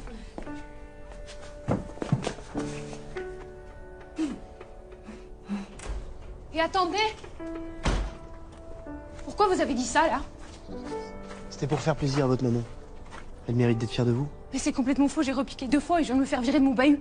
C'est pas de sa faute à elle. J'en ai rien à foutre qu'elle soit fière de moi, ok? Ni de ce que vous pensez, là. Mais sérieux, mais vous êtes qui pour me juger? Vous connaissez rien de ma vie, ok? C'est ça, barre-toi. Connard, va! Flora, tu rentres tout de suite! J'ai revu le père Moreau le lendemain à la maison, vu qu'il passait tous les jours, pour parler avec ma mère. Mais il lui parlait pas comme les autres. Je veux dire, pas comme à une gamine ou comme à une débile. Juste comme à une vraie personne. Et il se forçait même pas, au contraire, il était hyper content de l'avoir. Par contre, moi, il m'adressait pas un mot. Quand je lui ai demandé pourquoi, il m'a dit parce qu'il avait pas de temps à perdre avec les idiotes. Évidemment, ça m'a rendu dingue. Et 2 semaines après, j'ai été le voir à l'église. Pour me confesser. C'était le seul moyen de le forcer à m'écouter. Je sais pas bien ce que je cherchais, peut-être qu'ils comprennent que c'était pas ma faute si je faisais n'importe quoi. En fait, moi, j'en avais rien à foutre de ce mec. Moi, mon plan, c'était de me faire sauter par tous les terminales. Mais bon, je me suis fait virer avant d'avoir réussi. Mais c'était ça l'idée. Voilà. J'ai fini. Alors, je vais faire quoi pour que Dieu me pardonne? Bien. Dans un premier temps, peut-être réussir votre bac, ça serait bien. Je vois pas trop le rapport. Vous savez, c'est pas contre Dieu que vous avez péché, mais plutôt contre vous-même. Et contre ceux qui vous aiment. Alors si vous souhaitez le pardon, c'est ce mal que vous leur avez fait qu'il va falloir réparer. Mais pardon, qui de toute façon ça sert à rien, j'ai arrêté l'école. Je trouve un boulot dans un fast-food. Les cours par correspondance, ça existe. Je pourrais vous aider. Et c'est ce qu'il a fait. J'ai commencé à prendre des cours à distance et lui passait à la maison pour m'expliquer ce que j'avais pas compris. Il venait vous aider les soirs où votre grand-tante n'était pas chez elle, en cachette de celle-ci. Et pourquoi? C'est moi qui voulais pas qu'elle soit au courant. J'avais pas envie de l'entendre me dire que ça servait à rien que je reprenne les études vu que j'avais aucune chance. Il n'y avait donc pas la moindre ambiguïté dans votre relation avec l'accusé? Bien sûr que non. Élève appliquée et brillante qui a rattrapé de grosses lacunes grâce à un travail personnel intensif. Félicitations de toute l'équipe pédagogique, continuez comme ça. Brillante. C'est bien. Merci, maman. Maman? Vous savez, c'est un peu grâce à vous aussi, Fabienne. Bravo. D'ailleurs, comme c'était la Sainte Fabienne hier, là, je me suis permis.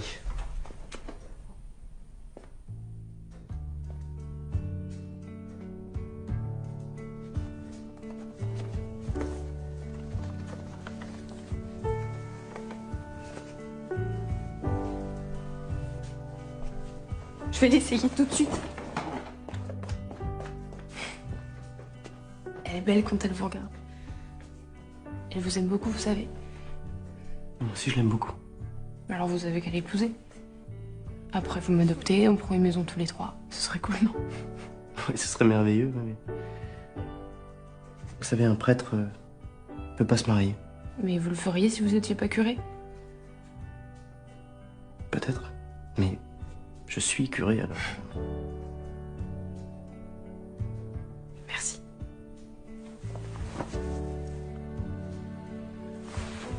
Vous savez, c'est pour vous que je le fais, ça.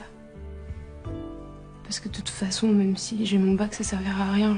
J'aurais pas les sous pour me payer les études. Vous aurez tous les sous qu'il faut.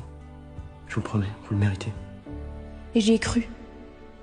Parce que c'est pas le genre qui tient pas ses promesses. Eh bien, vous avez eu raison de lui faire confiance, mademoiselle, parce que tout porte à croire que cette promesse, il l'a tenue, et qu'il a même tué un homme pour ça. Vous vous êtes bien payé ma tête hier, en me laissant croire que vous couchiez avec la gamine. Si vous l'avez cru, c'est que, quelque part, vous étiez prêt à le croire. Je suis sûr que vous êtes honnête par rapport à Fabienne et à sa fille. Et que vous les aimez sincèrement. Le souci, c'est que je crois que vous avez voulu les aider, n'est-ce pas? Et que vous avez fait pression sur la victime pour que sa crise de charité profite à vos protégés. Bon, ce que je trouve admirable, Mais ça donne un excellent mobile de meurtre. Voilà. Parce que vous saviez très bien que la première chose que la Cour aurait faite après vous avoir jeté dehors, c'était de revenir sur ses généreuses intentions concernant vos deux copines. Non, je pense pas qu'il aurait fait ça. J'ai aucun moyen de l'affirmer, mais... En revanche, et je suis catégorique, je n'ai jamais je n'ai fait pression sur lui.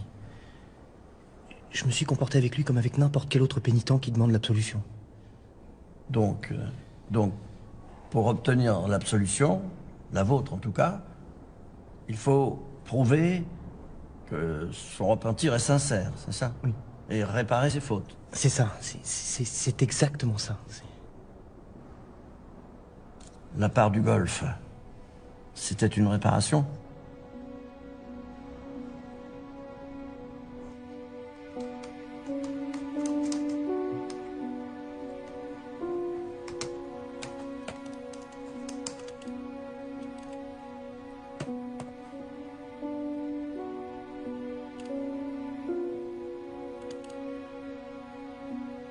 Lacour, Berthier, Mollager, Évrard.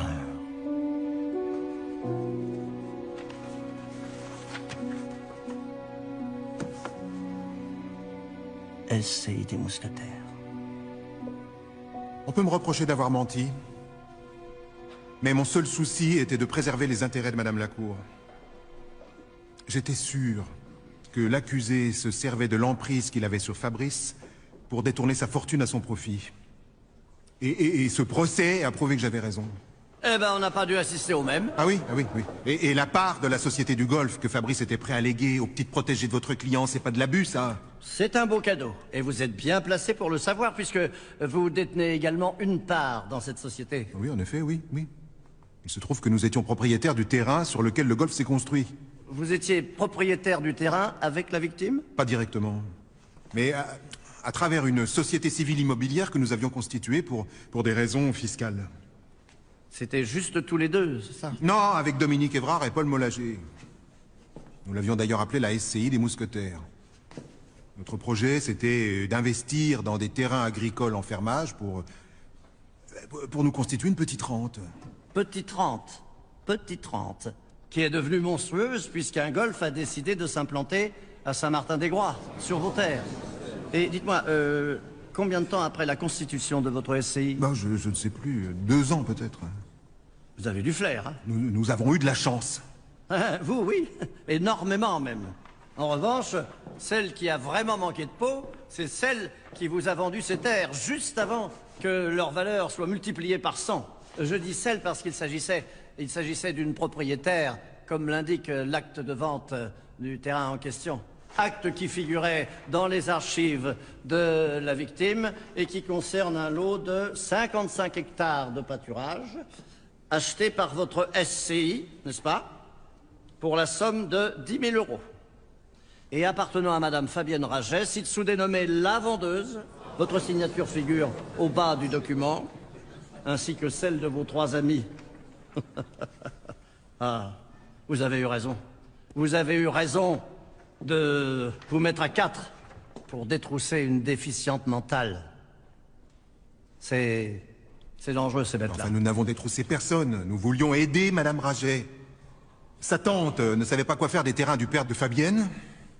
Elle cherchait à les vendre, et comme elle avait besoin d'argent... Les 4 mousquetaires ont volé à son secours en lui achetant 10 000 euros, un terrain qui vous en rapporte depuis combien? 50 000 par an, à chacun. Félicitations, vous venez de me convaincre de me lancer dans la charité. En revanche, vous aurez beaucoup de mal à convaincre la Cour que vous n'étiez pas au courant de l'implantation future du golf. Et davantage encore, à la persuader que c'est mon client qui a tué Monsieur Lacour, alors que ce sont ses 3 amis d'enfance qui avaient tout intérêt à ce qu'il disparaisse.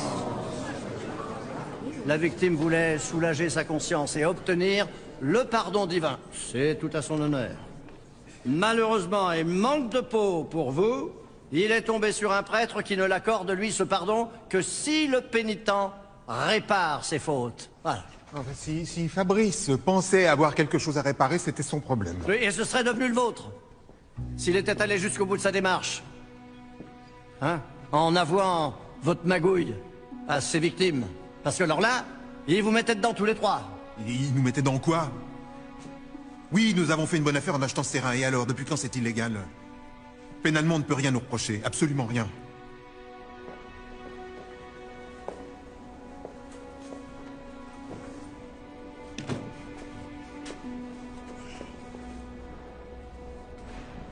C'est vrai qu'elles sont jolies, vos chaussures.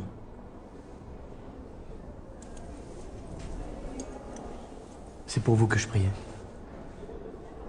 Ce que vous avez fait, c'est bien. Non, j'ai fait un bide. J'ai fait un bide parce que Berthier a pas craqué, voilà. Et que je peux pas prouver que lui et ses petits copains ont sciemment entubé votre ami. Hein. Votre ami qui parle aux fleurs.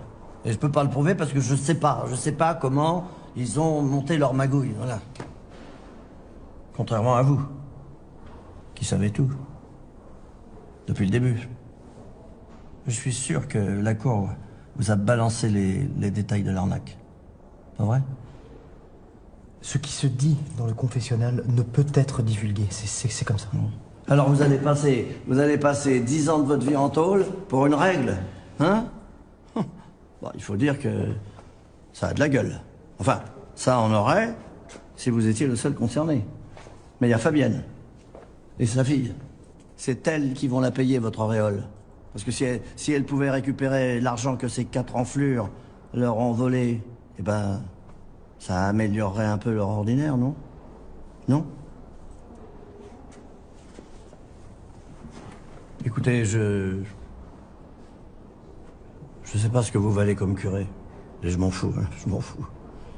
Mais je pense que vous êtes un homme bien. Et c'est de l'homme dont elles ont besoin. Pas du prêtre.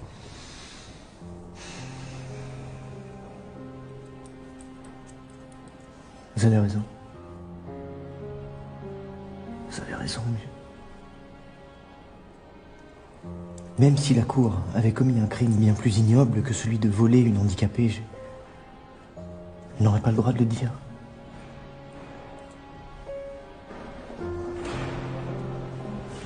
Excusez-moi. Excusez-moi. Je suis désolée là, mais je crois que j'ai rien compris en fait. Le docteur Berthier là et les autres, ils ont acheté le terrain à un moment pour que dalle, alors qu'ils savaient que ça valait une fortune. C'est possible, oui. Du coup, tout l'argent qu'ils ont touché là-dessus, c'est nous qui aurons dû l'avoir. Ils vont nous le rendre. Non, parce que légalement, la vente est valable. Mais c'est pas juste. Non, on parle pas de justice là, mais de droit. Le droit. Me regarde pas comme ça, hein, moi j'y peux rien. Si tu veux passer tes nerfs sur quelqu'un, ben, défoule-toi sur ta grand-tante. C'était elle, la curatelle de ta mère. Quand les 4 loustiques se sont intéressés au terrain, eh bien, elle aurait dû se méfier. Voilà. Mais c'est pas de sa faute, elle allait pas se méfier de la Cour. Ah, parce qu'en plus de croire en Dieu, elle croit au notaire. Mais non, c'est juste qu'elle bossait chez ses parents comme femme de ménage il y a longtemps. Du coup, la Cour, elle le connaît depuis qu'il est gamin. C'était le seul copain de ma mère à l'époque. Comment ça, le copain? Bah, pendant que ma grand-tante bossait chez les Lacour, ma mère, elle s'amusait dans le parc avec leur fils. À l'époque, elle était sympa avec elle. C'est pour ça qu'elle était si contente de retourner s'occuper des fleurs chez lui. Et ça a duré longtemps, leur amitié? Bah, je sais pas, jusqu'à ce que le fils Lacour parte en ville pour ses études. Ouais. Un crime encore plus ignoble qu'un vol, non? Pardon? Non, rien. Pardon, excusez-moi. Allô, oui? Ah, Ah, monsieur Fabre, bah, merci de me rappeler, hein. Merci. Oui, bien sûr, le décalage horaire, c'est dur, oui, oui. En fait, je cherchais à vous joindre dans le cadre d'un procès pour connaître la date à laquelle vous avez lancé votre projet de golf, vous savez, de Saint-Martin-des-Groix. Vous avez fait quoi? Par écrit? Alors, est-ce que vous pouvez m'envoyer une photocopie? Oui, c'est très urgent. Madame, vous êtes la tante de Fabienne Raget, née déficiente mentale, que vous avez élevée et dont vous êtes la curatelle depuis qu'elle est majeure. C'est exact? C'est exact. Une personne sous curatelle garde son autonomie de gestion.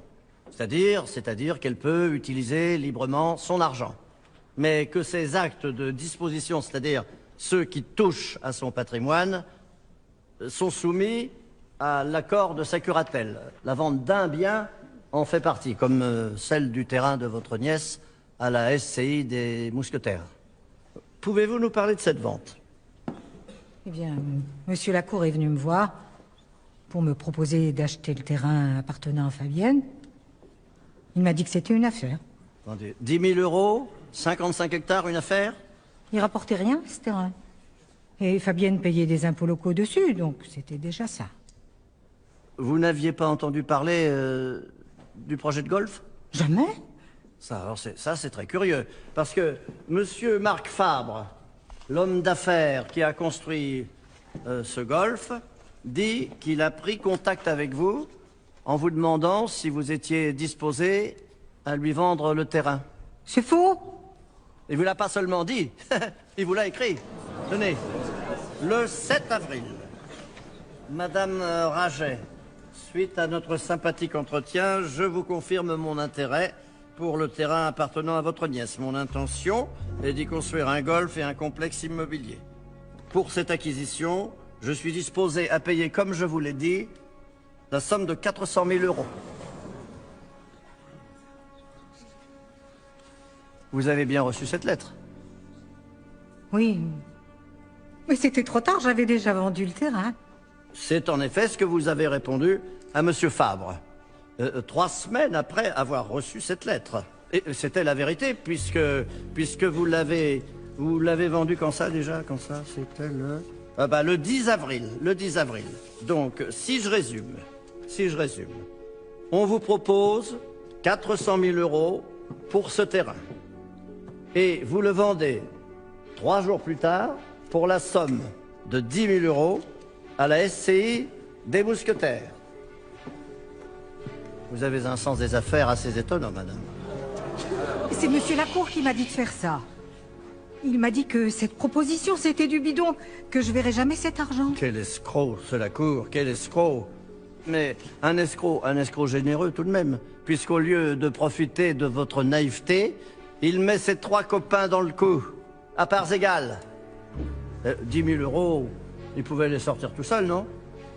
Tandis que 400 000, c'était plus difficile, surtout en liquide. Qu'est-ce que vous racontez?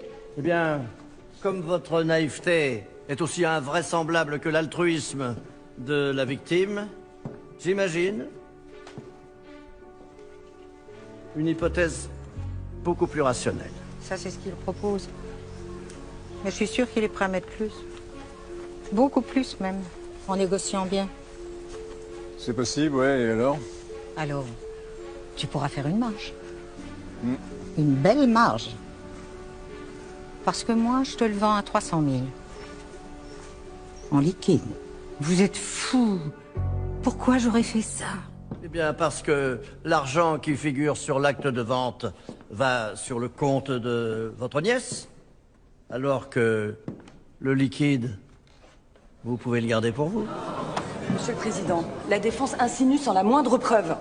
Parce que je souhaite laisser aux témoins la possibilité de dire la vérité avant de verser d'autres pièces au dossier, si nécessaire. Maître, s'il vous plaît.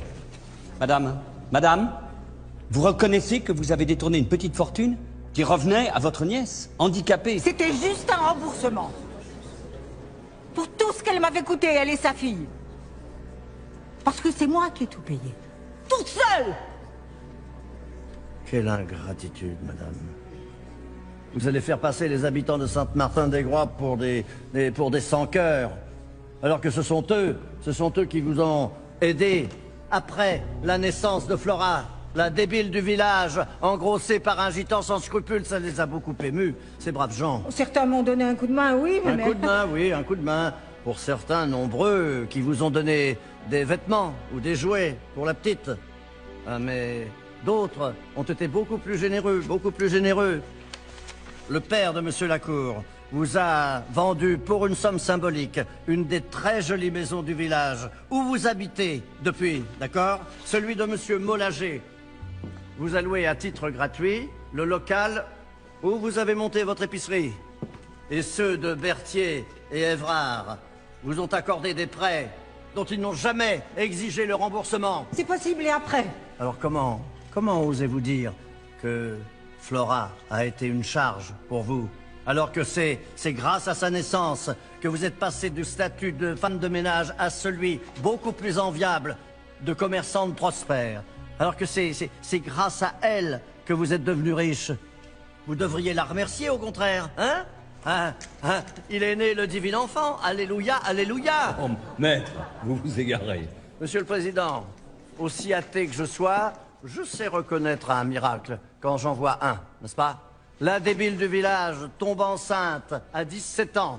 Et tels des rois mages, les 4 notables du village, qui sont également les 4 pères des mousquetaires, viennent se pencher sur le berceau du nouveau-né et le couvrir de cadeaux. Mais c'est merveilleux. C'est merveilleux. C'est merveilleux, non? Il vous a tout raconté. Hein? Vous irez en enfer pour ça. Madame, s'il vous plaît, de quoi parlez-vous? Je doute qu'elle réponde à cette question, Monsieur le Président. Je doute qu'elle réponde à cette question. Pas plus que Mollager, Berthier ou Évrard, parce qu'il y a des secrets tellement dégueulasses qu'il faut être à l'article de la mort pour trouver la force de les avouer. Et c'était le cas de la victime, qui était aussi l'amie de la débile avec laquelle il jouait dans le parc, pendant que la tante de Fabienne faisait le ménage chez les Lacour. Voilà. Tenez, sur cette photo, ils ont 7 ans. Fabienne aime beaucoup cette photo, que sa fille nous a confiée. Sur l'autre, 8 ans de plus. Mentalement, Fabienne a toujours 7 ans. Mais elle a le corps et le charme d'une jeune fille de 16, n'est-ce pas? Et Lacour, lui, a les envies inassouvies d'un adolescent peu séduisant. Voilà. Mais pour Fabienne, c'est son seul ami, n'est-ce pas? Et elle n'a aucune notion du bien et du mal. Alors ils jouent tous les deux dans le parc, tous les deux ou avec les mousquetaires. Et comme l'a si bien dit monsieur Mollager au début de ce procès, Lacour avait les plus beaux jouets. Et il voulait toujours les faire partager. Jusqu'au jour où Fabienne tombe enceinte, n'est-ce pas? Et aussi croyante que soit Madame Raget, elle ne pense pas que c'est par l'opération, si je puis dire, du Saint-Esprit. Alors elle pose des questions. Et Fabienne raconte comment les 4 garçons ont abusé d'elle. Elle était d'accord, elle adorait ça. Je vous jure, c'est même elle qui demandait. Mais je vous crois. Il n'y a aucune raison pour que Fabienne n'apprécie pas une activité que la plupart des gens trouvent agréable. Mais, juridiquement, en l'absence de consentement éclairé, ça reste un viol.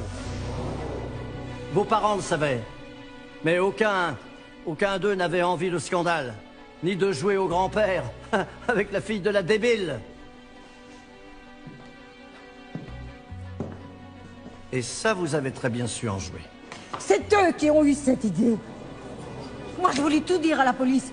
C'est ce que j'ai expliqué au père Lacour. Et 2 heures après, ils étaient tous chez moi. Quelle revanche, madame, quelle revanche.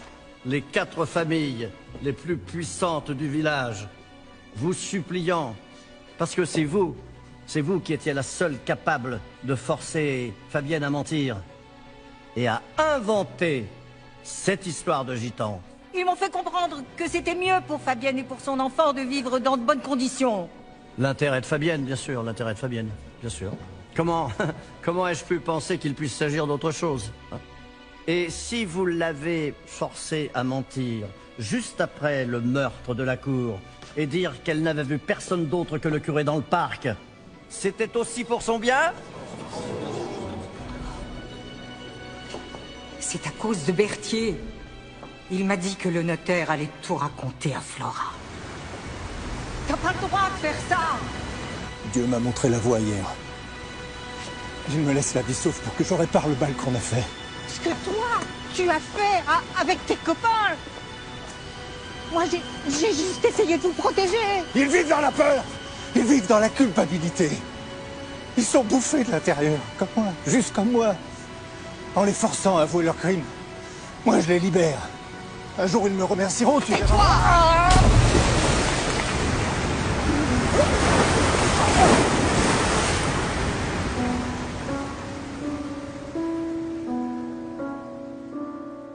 Pardonnez-moi, mon père, parce que j'ai péché. Je vous écoute. Vous savez très bien ce que j'ai fait. Parce que la cour vous a tout raconté. Écoutez, j'ignore de quoi vous parlez. Ce que me dit un pénitent... Je le sais parce que je l'ai tué. J'ai du mal à vous suivre, madame. Pourquoi avoir avoué ce crime à mon client à peine celui-ci sorti de garde à vue? C'est ça que je comprends pas. Je voulais pas vivre avec le poids du péché. Vous vouliez surtout l'empêcher de parler, hein? Coincé par le secret de la confession, même s'il avait eu des doutes. Et il en aurait eu très vite. Il ne pouvait plus rien dire, ni à la police, ni à personne. Si ça avait été un bon prêtre, il aurait gardé le secret. Mais il a trahi son serment, c'est un Judas. Moi qui lui faisais confiance.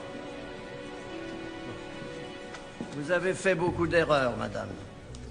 Mais sur ce point précis, vous avez entièrement raison. Entièrement raison, puisque le père Moreau n'a rien dit. Ni à la cour, ni à la police, ni à son avocat.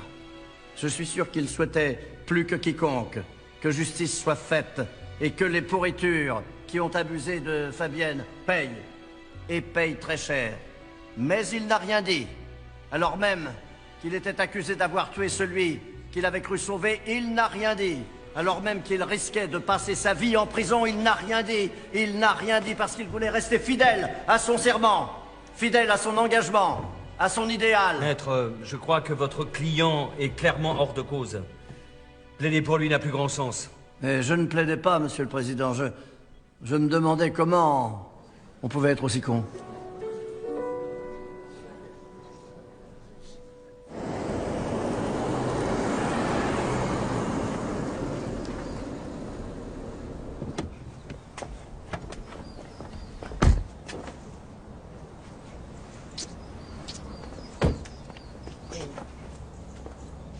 Alors, il se passe quoi maintenant? Hein? Eh ben, tu fais un procès à Berthier, Mollager et Évrard. Tu récupères les parts du golf qui appartiennent à ta mère. Et puis, tu les poursuis en justice pour les obliger à faire un test de paternité. Non, Voilà. ça m'intéresse pas. Un père, j'en ai déjà trouvé un. Pourquoi j'irai en chercher un autre au milieu de 3 coups? Par contre, pour le procès, j'aimerais bien que ce soit vous, mon avocat. J'ai de quoi vous payer maintenant. Non, laisse tomber les honoraires. Il reste de la marge sur ce que ton père m'a réglé. Merci. Pourquoi vous lui expliquez pas? Quoi? Je sais pas, vous pensez toujours qu'il y a des choses qu'on peut pas réparer?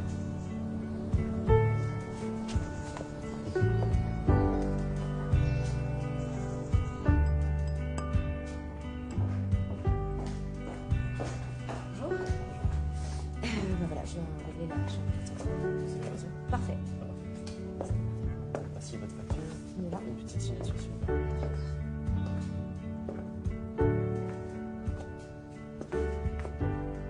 Bonjour Julie. Bonjour. J'aimerais te parler.